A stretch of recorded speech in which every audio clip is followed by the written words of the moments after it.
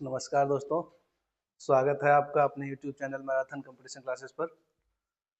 गणित में अभी तक हम लोग 5-6 टॉपिक पढ़ चुके हैं। टोटल मिला के 8 क्लास हुए हैं। एक टॉपिक जो था वो 2 क्लास में पूरा किया गया था।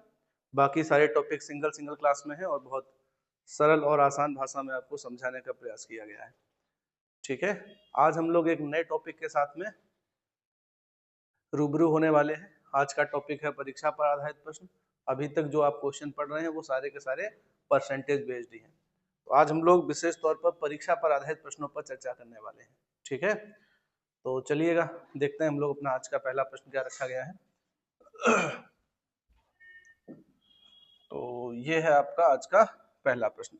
पहले प्रश्न में क्या कह रहा है, देखो एक तो बात पहले आपको ये समझनी है कि जो परीक्षा पर आधारित प्रश्न होते हैं वो 2 कैटेगरीज में होते हैं।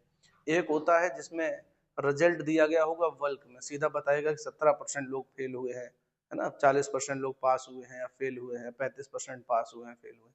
जो दूसरी कैटेगरी के क्वेश्चन होते हैं उसमें किसी भी छात्र के इंडिविजुअल नंबर्स दिए होते हैं कि वो इतने नंबर, इतने जो है प्रतिशत नंबर प्राप्त करने के बाद कितने नंबर से फेल हो गया है या कितना परसेंट नंबर प्राप्त करने के बाद कितने नंबर से पास हो गया है। तो हम लोग भी इन प्रश्नों को 2 भागों में बांट कर ही करेंगे और वो दोनों भाग आज के ही क्लास में आपके होने वाले हैं। ठीक है, तो हम लोगों ने जो पहले टाइप का क्वेश्चन रखा हुआ है उसमें देखो क्या है, कह रहा है कि एक परीक्षा में परीक्षार्थियों के 52% अंक प्राप्त करने वाला उम्मीदवार जिसने 52%, सॉरी, एक परीक्षा में परीक्षार्थियों के 52% अंग्रेजी में अनुत्तीर्ण हुए और 42% गणित में अनुत्तीर्ण हुए। तद अनुसार यदि दोनों विषयों में 17% छात्र अनुत्तीर्ण हुए हों। ठीक है, अब देखो यहाँ पर क्या है, किसी एक छात्र के बारे में इंडिविजुअल बात नहीं कर रहा है। कैसे बता रहा है, ये बता रहा है आपको सारे छात्रों के बारे में। सारे छात्रों का मतलब बल्क में बता रहा है कि 52% जो छात्र हैं वो अंग्रेजी में अनुत्तीर्ण हुए हैं, अनुत्तीर्ण मतलब फेल हुए हैं, और 42% फेल हुए हैं किसमें, गणित में फेल हुए हैं। कह रहा है दोनों विषयों में फेल हुए हैं 17%। तो यहाँ पर 2-3 बातें आपको देखने वाली है, यानी कि जो आपको ध्यान देना है, ध्यान किस पर देना है कि आपसे उत्तीर्ण पूछ रहा है या अनुत्तीर्ण, ना, प्रश्न में उत्तीर्ण दिया गया है या अनुत्तीर्ण दिया गया।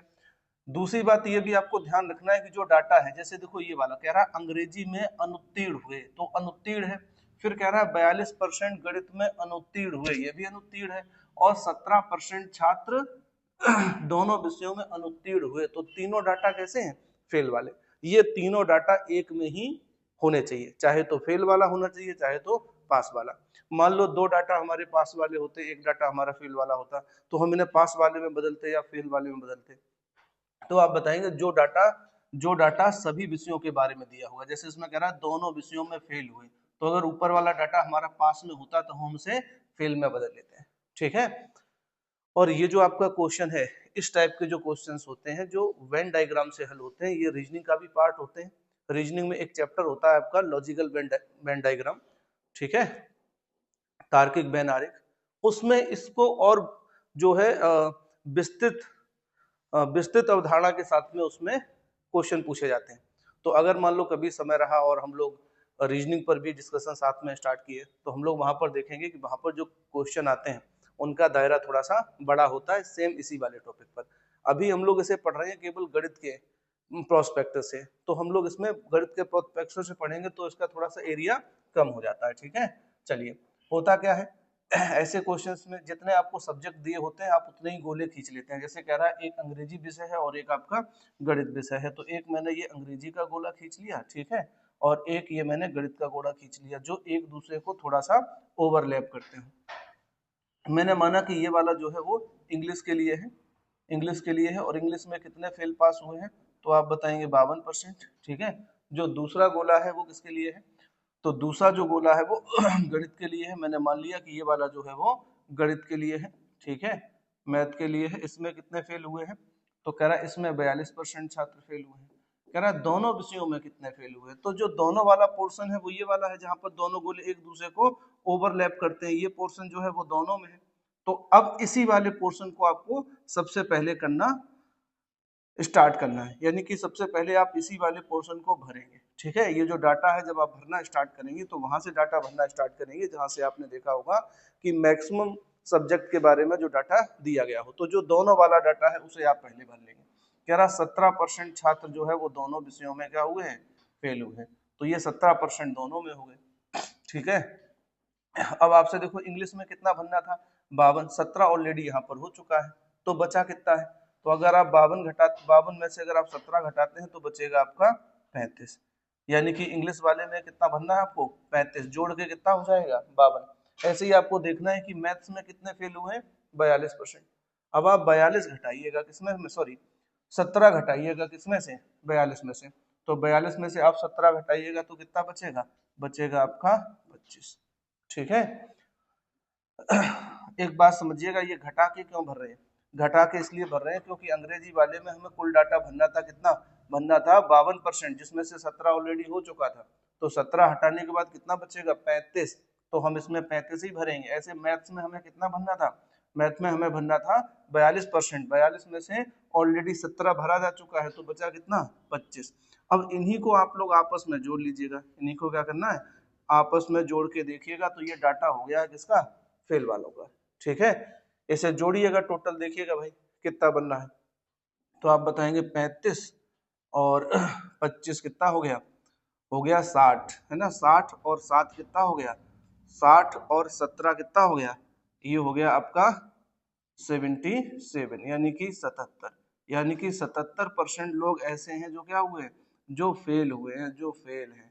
आपसे क्वेश्चन में क्या पूछा है, अगर ये पूछा होता कुल कितने परसेंट विद्यार्थी फेल हुए, तो आप बताते 77%। ठीक है, हाँ गला थोड़ा सा आज खराब है सर्दी की वजह से, लेकिन मेरे ख्याल से आवाज क्लियर आ रही होगी, कोई दिक्कत नहीं है। तो 77% लोग जो है वो फेल हुए हैं कुल मिला के। हमसे क्या पूछा है, हमसे पूछा है दोनों विषयों में उत्तीर्ण होने वाले परीक्षार्थियों का प्रतिशत क्या है।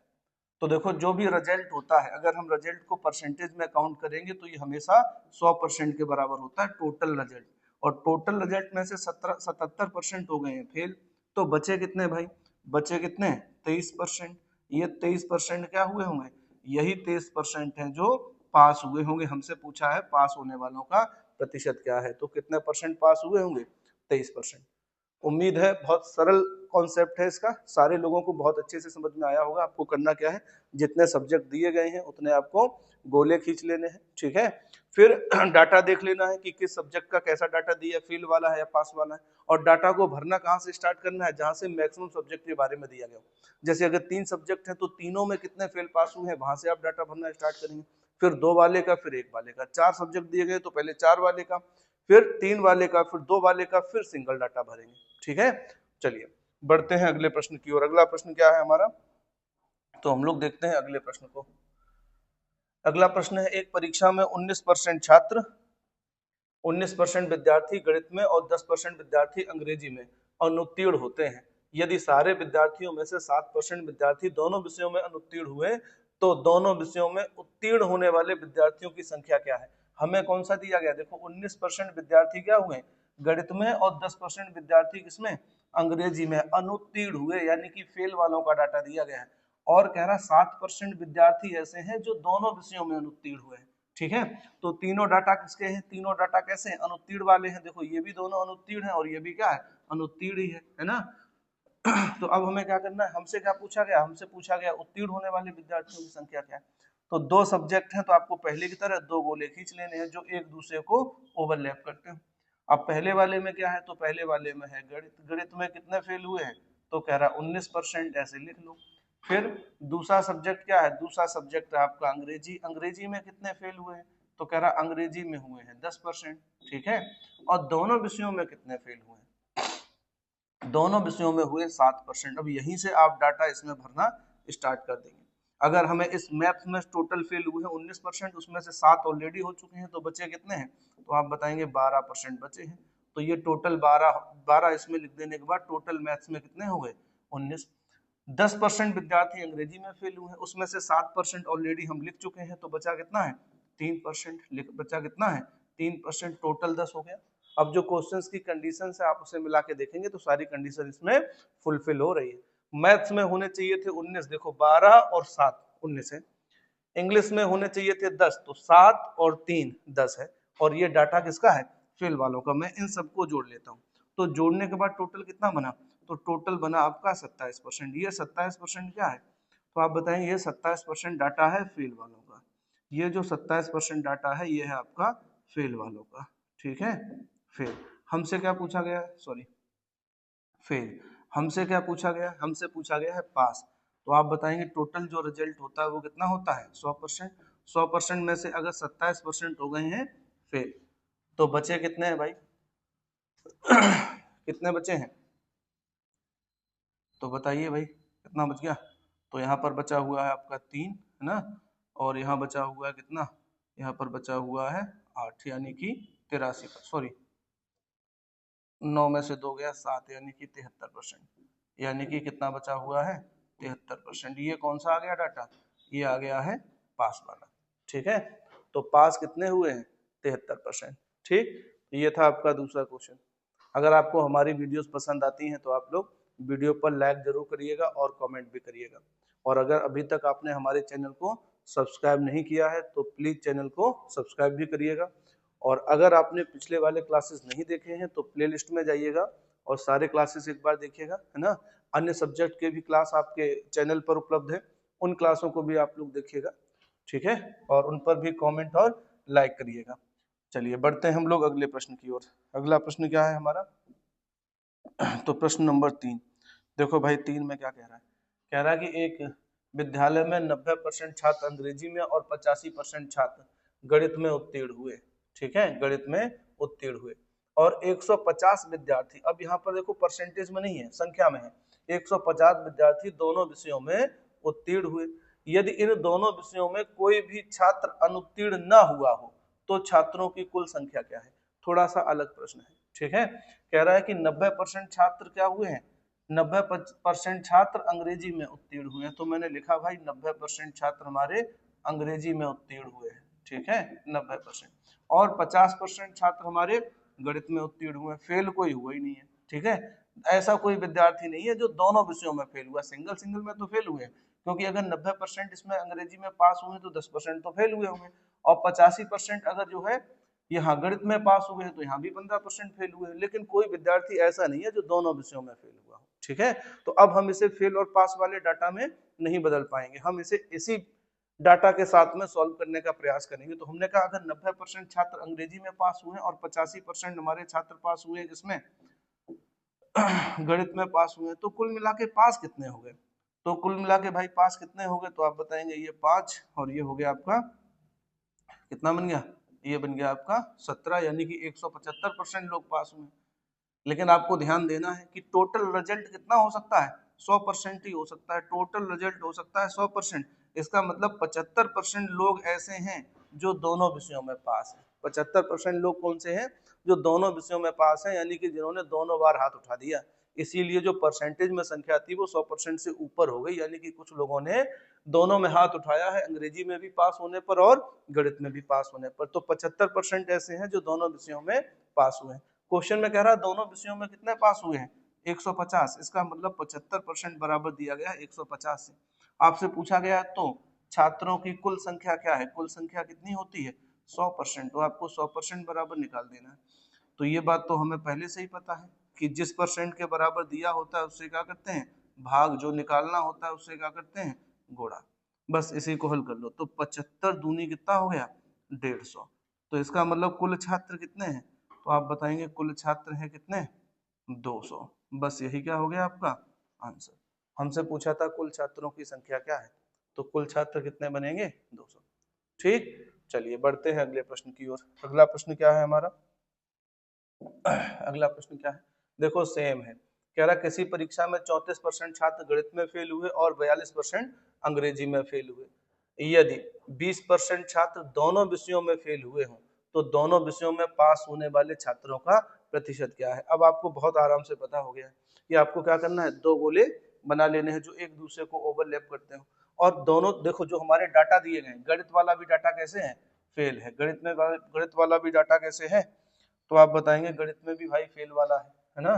34% गणित में फेल, 42% अंग्रेजी में फेल, और दोनों विषयों में फेल कितने हैं 20%। तो 20 से भरना आपको स्टार्ट करना है, ठीक है। कॉन्सेप्ट हम लोग सीख ही चुके हैं, आप लोग इसका आंसर स्वयं से निकालेंगे, है ना। और कमेंट में बताएंगे कि इसका आंसर क्या रहेगा। कौन सा क्वेश्चन है, क्वेश्चन नंबर है 4, सेम है तो आप लोग स्वयं से बना लेंगे, ठीक है। अगला प्रश्न देखते हैं हम लोग क्या है। बढ़ते हैं हम लोग अगले प्रश्न की ओर। कह रहा है किसी परीक्षा में अंग्रेजी में 10% और गणित में 60% अभ्यर्थी पास होते हैं और 10% दोनों विषयों में फेल होते हैं। यदि 144 अभ्यर्थी दोनों विषयों में पास होते हैं तो अभ्यर्थियों की कुल संख्या क्या है। देखो ये प्रश्न ऐसा है जो विगत वर्षों में कई बार पूछा जा चुका है, कई बार।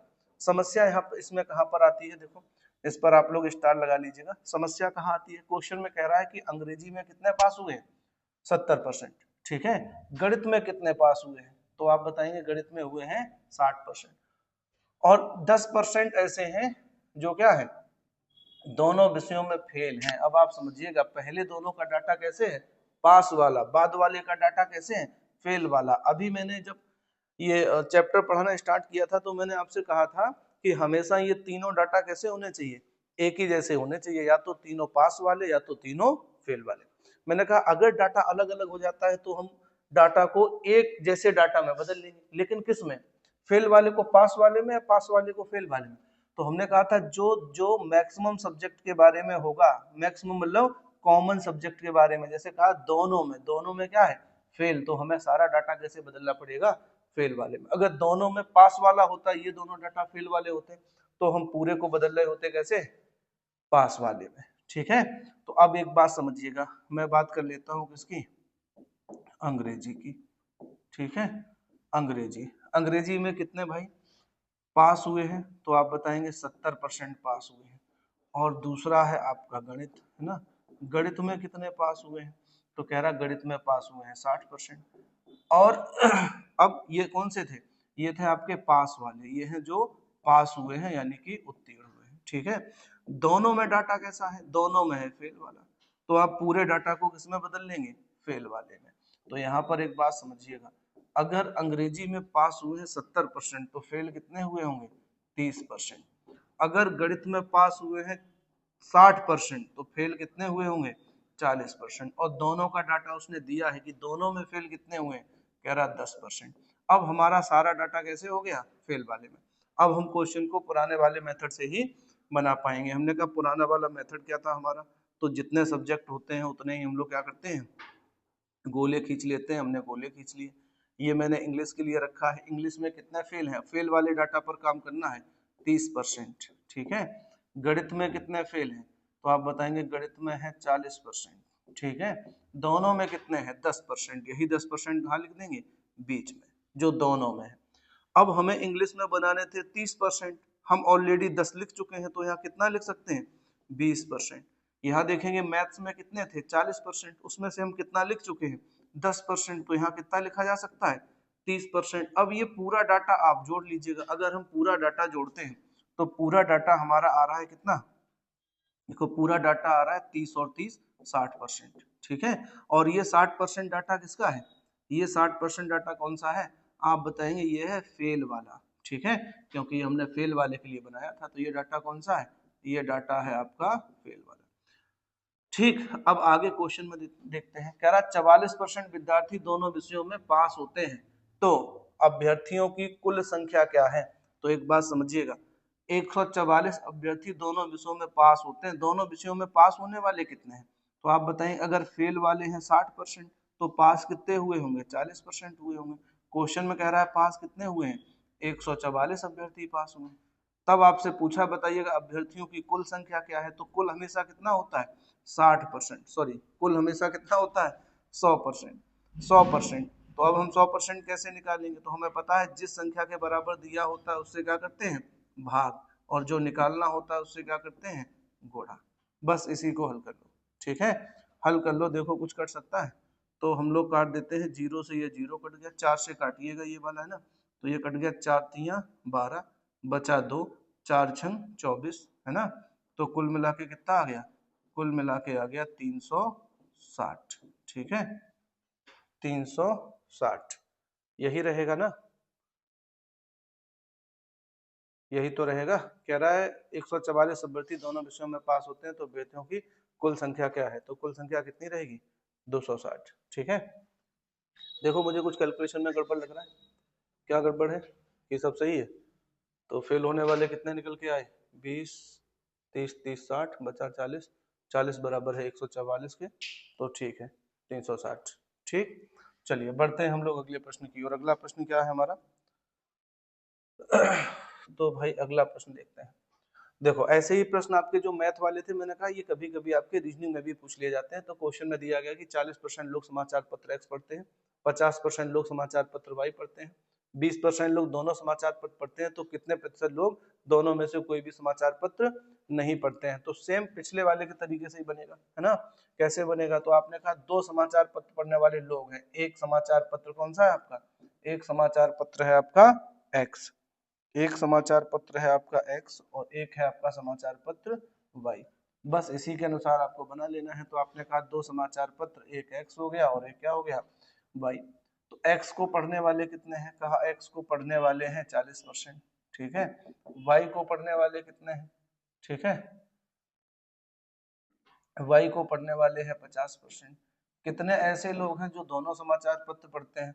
बताया गया है 20%। तो यहीं से हम लोग भरना स्टार्ट कर देंगे। मैंने 20% यहाँ भर दिया, मुझे भरना कितना है? एक्स वाले में भरना था 40, जिसमें से 20 ऑलरेडी हो चुका है, तो बचा कितना? 20%। वाई वाले में हमें भरना था 50, 20 ऑलरेडी हो चुका है, तो बचा कितना है? 30%। ठीक है, तो कितने परसेंट लोग ऐसे हैं जो कोई ना कोई समाचार पत्र अवश्य पढ़ते हैं? तो आप बताइए वो लोग हैं कितने? तो बताएंगे 70%। इन्होंने क्या पूछा? इन्होंने पूछा कितने लोग ऐसे हैं जो कोई भी समाचार पत्र नहीं पढ़ते हैं। तो टोटल लोग होंगे 100%। 100% में से आप 30, 100% में से आप 70 घटा देंगे तो कितना बचेगा? 30%। यानी कि 30% लोग ऐसे होंगे जो कोई भी समाचार पत्र नहीं पढ़ते होंगे। ठीक है, तो ये क्वेश्चन भी आपका जो रीजनिंग पर होता है वो भी इस वाले पैटर्न से हो सकता है। एक्चुअल में ये सही टॉपिक तो रीजनिंग में ही है। रीजनिंग में इसमें बहुत विस्तृत अवधारणाओं के साथ में पढ़ा जाता है, जो हम लोग उसमें पढ़ते हैं लॉजिकल वेन डायग्राम, और से 3 भागों में बांट के क्वेश्चनों को किया जाता है। तो हम लोग जल्दी ही आपके लिए रीजनिंग भी लेके आने वाले हैं, बहुत जल्दी ही। ठीक है, आप लोग बस चैनल पर बने रहिएगा और हम लोग आपकी तैयारी को आसान बनाने का। ठीक है, बढ़ते हैं अगले प्रश्न की ओर। अगला प्रश्न क्या है हमारा? प्रश्न नंबर 7। देखो 7 में क्या कह रहा है? कह रहा है कि राजीव को किसी परीक्षा में 20% अंक मिले और वह 24 अंकों से अनुत्तीर्ण हो गया, तथा अरविंद को 45% अंक मिले और 26 अंकों से उत्तीर्ण हो गया। परीक्षा में उत्तीर्ण होने के लिए कितने प्रतिशत अंक आवश्यक है? समझिएगा, यहाँ से क्वेश्चन का पैटर्न क्या हो गया है? चेंज। इसमें जो जो जानकारी दी गई है वो इंडिविजुअल छात्र के बारे में दी गई है। इससे पहले जो हम क्वेश्चन पढ़ रहे थे उसमें कैसे था? वल्क में था कि 17% छात्र जो है गणित में फेल हुए हैं, या 35% छात्र जो है वो अंग्रेजी में फेल हुए हैं या पास हुए हैं। तो वो वल्क में था, किसी एक छात्र के बारे में जानकारी नहीं थी। इसमें क्या है? दो छात्रों के बारे में इंडिविजुअल जानकारी है। जैसे राजीव को कितने अंक मिले हैं? 20%। कह रहा जब इन्हें 20% अंक मिले हैं तो ये हो गए हैं फेल। कितने अंकों से भाई फेल हो गए? कह रहा 24 अंकों से फेल हुए हैं। तो आप -24 लिख दीजिएगा। इसका मतलब ये है कि इनके अंक 24 कम रह गए। ठीक है, फिर कहता है दूसरा आदमी है कौन? दूसरे आदमी है अरविंद जी। इन्हें 45% अंक मिले हैं और यह पास होने से 26 अंक क्या हो गए? ज्यादा हो गए हैं इनके। ठीक है, तो 45% बराबर आप लिखिएगा। देखो भाई, जिन्हें 45% मिले हैं उनका क्या हुआ है? वो हो गए हैं पास। तो ये ज्यादा पा गए, यहाँ पर प्लस आप 26 लिख लीजिएगा। देखो मैंने ये वाला डाटा ऊपर इसलिए लिखा क्योंकि मुझे यहाँ डिफरेंस निकालना था, तो ये घटाने में आसानी होगी। अब अगर आप इनका डिफरेंस निकालते हैं, देखो 45 में से आप 20 घटाएंगे कितना आ जाएगा? तो आप बताएंगे 25 आ जाएगा। यहाँ जब डिफरेंस निकालेंगे तो डिफरेंस का मतलब हो गया -24 से लेकर +26 तक। ठीक है, तो डिफरेंस का मतलब हो गया कि माइनस माइनस वाली संख्या क्या होंगी? प्लस हो जाएंगी। अगर एक संख्या माइनस है और एक संख्या प्लस है तो डिफरेंस निकालते समय दोनों संख्याएं आपस में जुड़ जाती हैं। और अगर दोनों प्लस वाली होती तो घट जाती। अगर दोनों माइनस वाली होती तो भी घट जाती। तो एक प्लस है एक माइनस है तो संख्या क्या होंगी? जुड़ जाएंगी। संख्याएं आप भाई जोड़ दीजिएगा। तो जोड़ के कितना बना? 10, और ये हो गया आपका 5। ठीक, तो यानी कि 25% बराबर आ गया किसके? 50 के। अब देखो यहाँ से क्वेश्चन करने के बहुत सारे तरीके हैं। इस वाली लाइन पर पहुंचने के बाद क्वेश्चन करने के बहुत सारे तरीके हैं। आप यहाँ से बना लेंगे कि 25% बराबर कितने के हैं? 50 के हैं। तो ये बताइएगा 100% बराबर कितने का होगा? 100% बराबर जितने के होगा वही क्या होगा? हमारी परीक्षा का पूर्णांक होगा। तो कैसे निकलेगा? जिसके बराबर दिया हुआ है उससे भाग, और जो निकालना है उससे क्या करेंगे, गुणा। तो 25 से ये कट गया, 25 दूनी 50, यानी कि जो अगर आपसे ये पूछता कि परीक्षा कितने अंकों की है तो आप निकाल रहे होते पूर्णांक। पूर्णांक कितना आता तो आप बताते पूर्णांक आता 200। अगर हमसे ये पूछा जाता कि बताइएगा पास होने के लिए कम से कम कितने अंक आवश्यक हैं, तो आप निकाल रहे होते न्यूनतम उत्तीर्णांक। ठीक है, क्या निकाल रहे होते, न्यूनतम उत्तीर्णांक। ठीक है, उत्तीर्णांक। न्यूनतम उत्तीर्णांक भाई कैसे निकालते हैं आप, तो आप बताते जिसने 20% अंक पाए थे वो 24 अंकों से फेल था, और जिसने 45% अंक पाए थे वो 26 अंकों से क्या था, पास था। तो आप बताएंगे कि अगर हम 200 का निकाल देते हैं कितना, अगर हम 200 का निकाल देते हैं 20%, तो आदमी फेल था कितने नंबर से, 24 से। तो इसका मतलब 24 और पा लेता तो पास हो जाता, यही तो होता। बस इसको हल कर लो, इससे ये कट गया आपका कितने बार में, 5 बार में। 5 से ये कट गया आपका 5 चौकू 20, यानी कि कितने बार में, 20 बार में। 20 और 24 कितना आ गया, तो आप बताएंगे ये आ गया आपका 64। यानी कि पास होने के लिए अगर पूछा जाता कम से कम कितने अंक चाहिए तो 64 अंक चाहिए थे, लेकिन उसने पूछा है कि पास होने के लिए, पास होने के लिए कितने प्रतिशत अंक चाहिए। ठीक है, तो आपको निकालना है उत्तीर्णांक प्रतिशत, आपको निकालना है उत्तीर्णांक, उत्तीर्णांक प्रतिशत। तो उत्तीर्णांक प्रतिशत कैसे निकलेगा, तो आपको 64 अंक चाहिए पास होने के लिए, कितने में से चाहिए, 200 में से। तो आप बताएंगे जो 64 है वो 200 का कितना परसेंट है, बस। तो 2 जीरो से 2 जीरो क्या हो गया, कैंसिल। 2 से आपने ये काट दिया, कितने बार में कट गया, 32 बार में। तो पास होने के लिए उसे कम से कम कितने अंक चाहिए थे, 32%। तो देखो इस क्वेश्चन में हमने 3 चीजें निकालना सीखी। एक तो ये सीखा कि पूर्णांक कैसे निकलेगा, तो ये था आपका परीक्षा का पूर्णांक। पास होने के लिए कम से कम कितने अंक चाहिए थे, तो आप बताएंगे 64। पास होने के लिए कितने प्रतिशत अंकों की आवश्यकता थी, तो निकलेगा 32। ठीक है, क्या ये सारी चीजें हम एक ही लाइन में निकाल सकते हैं, आप बताएंगे बिल्कुल। ठीक है, इसे आप लोग लिख लीजिएगा, फिर और करके एक और मेथड लिखिएगा, और करके एक और मेथड लिखिएगा। अपेक्षा आपने लिख लिया होगा, ना लिख पाया हुआ वीडियो को पुश कर लीजिएगा आराम से, पहले उसे लिख लीजिएगा। ठीक है, रोक कर, जब आप लिख लें तब दूसरे वाले मेथड को सीखने का प्रयास करें। देखो समझो, यहाँ से हम क्वेश्चन में डायरेक्ट निकाल सकते थे कि पास होने के लिए हमें कितने प्रतिशत अंक चाहिए, या हमारा न्यूनतम उत्तीर्णांक प्रतिशत कितना है, सब। तो इसमें कह रहा है कि कितने प्रतिशत अंक चाहिए, प्रतिशत में चाहिए पास होने के लिए। तो एक बात समझिएगा, जब एक व्यक्ति ने 20% अंक प्राप्त किए थे तो वह कितने अंकों से फेल था, 24 अंकों से। यानी कि उसने जब 20% अंक प्राप्त किए थे तो आपको ये पता करना था कि पास होने के लिए उसे कितने और प्रतिशत अंक चाहिए थे। तो हमें इस 24 को बस प्रतिशत में बदल देना है। कैसे बदलेंगे, तो आप बताएंगे अगर 50% बराबर है किसके, 50% बराबर है अगर किसके, 25% के, तो ये बताओ 24 अंक बराबर कितने के होगा।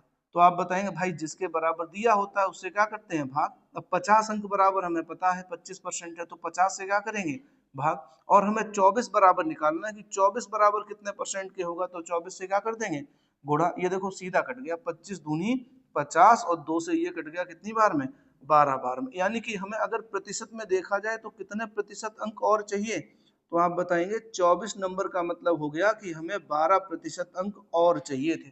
कब, जब हमने 20% अंक पा लिए थे तब। तो पास होने के लिए हमें कितने चाहिए थे, 32%। ऐसे हम डायरेक्ट भी क्वेश्चन को बना सकते थे, सीधा हम लोग प्रतिशत निकाल लेते कि हमें कितने प्रतिशत अंकों की आवश्यकता है। बस आपके कॉन्सेप्ट अच्छे होने चाहिए। ठीक है, आपको ये समझ में आना चाहिए कि कब किससे भाग होगा, कब किससे गुणा होगा। अगर हम परसेंटेज जैसे जब हम निकाल रहे थे कि बताइएगा कुल पूर्णांक क्या होगा, तो पूर्णांक मतलब 100%, तो हमें परसेंटेज वैल्यू निकालनी थी, तो परसेंटेज से ही भाग देंगे, परसेंटेज से ही गुणा। लेकिन अगर हम नंबर को परसेंटेज में बदलेंगे तो क्या करेंगे, नंबर से ही भाग करेंगे और नंबर से ही गुणा करेंगे। ठीक है, समझ में आया। ठीक है, अगर वीडियो पसंद आ रहा है तो वीडियो को लाइक करिएगा, और वीडियो पर कमेंट भी करिएगा। ठीक है, अगर अभी तक आपने हमारा चैनल सब्सक्राइब नहीं किया है तो चैनल को सब्सक्राइब जरूर कर लीजिएगा। ठीक है, क्योंकि आगे चलकर इस चैनल पर बहुत बहुत बढ़िया चीजें आने वाली हैं आप सभी के लिए। ठीक है, आपकी तैयारी को हम लोग नई ऊंचाइयां प्रदान करने का पूरा प्रयास करेंगे। तो आप लोग इस चैनल को सब्सक्राइब जरूर कर लीजिएगा, ठीक, लिखिएगा। अगला क्वेश्चन क्या है, ये तो वही वाला क्वेश्चन है, अभी आगे बढ़ा ही नहीं क्या? हाँ, आगे शायद बढ़ा नहीं अभी, तो मैं आगे बढ़ा लेता हूँ भाई। आगे अगला क्वेश्चन क्या था, कह रहा कि किसी परीक्षा में अधिकतम अंकों के 20% अंक प्राप्त करने वाला छात्र 5 अंकों से अनुत्तीर्ण हो जाता है। जो 20% अंक प्राप्त करता है ना, वो क्या होता है, फेल ही होना था, तो फेल ही हो गया है। कितने अंकों से, 5 अंकों से, तो मैंने -5 लिख दिया। दूसरा छात्र जिसे अधिकतम अंकों के कितने अंक मिले हैं, 30% मिले हैं, 30% मिले हैं, ठीक है। उत्तीर्ण अंकों से क्या करता है, 20 अंक अधिक पा जाता है, तो 20 अधिक पा जाता है, प्लस लगा के 20 लिख दो, 20 अधिक पा जाता है। उत्तीर्ण होने के लिए आवश्यक प्रतिशत क्या है ना, तो वही बात है, आपसे पूछ रहा है कि उत्तीर्ण होने के लिए आवश्यक अंकों का प्रतिशत क्या है, तो आप निकाल सकते हैं, इनका डिफरेंस निकालिएगा, तो डिफरेंस कितना रहा, 10% बराबर, ये देखो एक प्लस है और एक माइनस है, तो दोनों क्या होंगे, जुड़ जाएंगे, कितना आ जाएगा, 25। यानी कि 25 अंक बराबर है 10% के। अगर हमसे पूर्णांक पूछा होता तो हम सीधा क्या करते, 100% निकाल देते। अगर हमसे ये पूछा होता कि पास होने के लिए कितने अंक चाहिए, तो हम 20% निकाल के उसमें 5 जोड़ देते, या तो 30% निकालते और उसमें से 20 घटा देते। हमसे सीधा प्रतिशत में पूछा है, तो हम ये देख लेंगे कि जब व्यक्ति ने 20% अंक प्राप्त किए थे तो कितने से फेल हुआ था, 5 से। या तो हम ये देख लें कि जब उसने 30% अंक प्राप्त किए थे तो कितने ज्यादा थे, 20% ज्यादा थे। तो या तो हम 20 को परसेंटेज में बदल के 30 में से घटा दें, या फिर हम 5 को परसेंटेज में बदलकर 20 में जोड़ दें, ठीक है। तो हम यही वाला करते हैं। हमने कहा तो ये बताओ 5 अंक कितने के बराबर होंगे, तो आप बताएंगे जिसके बराबर दिया है उससे क्या करेंगे, भाग कर देंगे भाई। तो इसमें भाग कर दो कितने से, 25 से, और गुणा कर देंगे कितने से, 5 से, क्योंकि हमें 5 को परसेंटेज में बदलना है। बस इसी को हल कर लो, 5 से कट गया 5 बार में और 5 से कट गया 2 बार में, यानी कि कुल मिला के कितना आ गया, 2%। उसे 2% अंक और चाहिए है, कब, जब वह 20% अंक पा चुका था। तो पास होने के लिए कितने अंक चाहिए होंगे, चाहिए होंगे 22%। बस यही क्या हो गया, आंसर, ठीक है। चलिए, समझ में आया होगा बहुत अच्छे से आपको। तो हम लोग देखते हैं अगला वाला प्रश्न, क्वेश्चन नंबर 10। क्वेश्चन नंबर 10 में क्या है भाई, है ना, देखते हैं। कह रहा एक विद्यार्थी को किसी परीक्षा में 20% अंक प्राप्त हुए और वह 30 अंकों से फेल हो गया, ठीक है, फेल हो गया, ठीक है भाई, हो गया है ना, फेल हो गया, चलिए फेल हो गया। परंतु एक अन्य विद्यार्थी को 32% अंक मिले जो पास होने के लिए न्यूनतम अंकों से 42 अंक अधिक थे। तब पास होने के लिए अंकों का प्रतिशत क्या है, अंकों का प्रतिशत क्या है। सेम क्वेश्चन है पिछले वाले मेथड से, ठीक है। तो ये क्वेश्चन आप स्वयं से बनाएंगे, ये क्वेश्चन आप क्या करेंगे, स्वयं से बनाएंगे। देखिएगा, ईमानदारी बरतनी है आपको पढ़ाई में, है ना, तभी बात बनेगी। आपको पढ़ाई में क्या करना है भाई, ईमानदारी बरतनी है, खुद के प्रति ईमानदार रहिएगा तभी काम बनेगा, है ना। नहीं तो फिर अपनी जो है फेलियर का ठीकरा फोड़ने के लिए कोई एक आदमी ढूंढ लीजिएगा, है ना। फेलियर स्वीकार कर पाना, उसके लिए बहुत बड़ा दिल चाहिए, जो हर किसी के पास नहीं होता है। तो इसीलिए अगर आप ईमानदारी बरतेंगे तो तरक्की जरूर पाएंगे जीवन में, पास जरूर होंगे, ये तय है, ठीक। ईमानदारी बरतिएगा भाई। अगला है 11वां क्वेश्चन, क्या कह रहा है, एक परीक्षा में किसी प्रत्याशी ने 30% अंक प्राप्त किए और वह 6 अंकों से फेल हो गया। अन्य प्रत्याशी ने 40% अंक प्राप्त किए जो पास होने वाले न्यूनतम अंकों से 6 अंक क्या थे, अधिक थे। तो आपसे पूछ रहा है अधिकतम अंक क्या है, आपसे क्या पूछ रहा है भाई, आपसे पूछ रहा है अधिकतम अंक क्या है, यानी कि आपसे पूर्णांक पूछ रहा है। तो पूर्णांक के लिए आपको क्या बताना है, 100% निकाल लेना है। निकाल लेंगे ना, बिल्कुल भाई, निकल जाना चाहिए।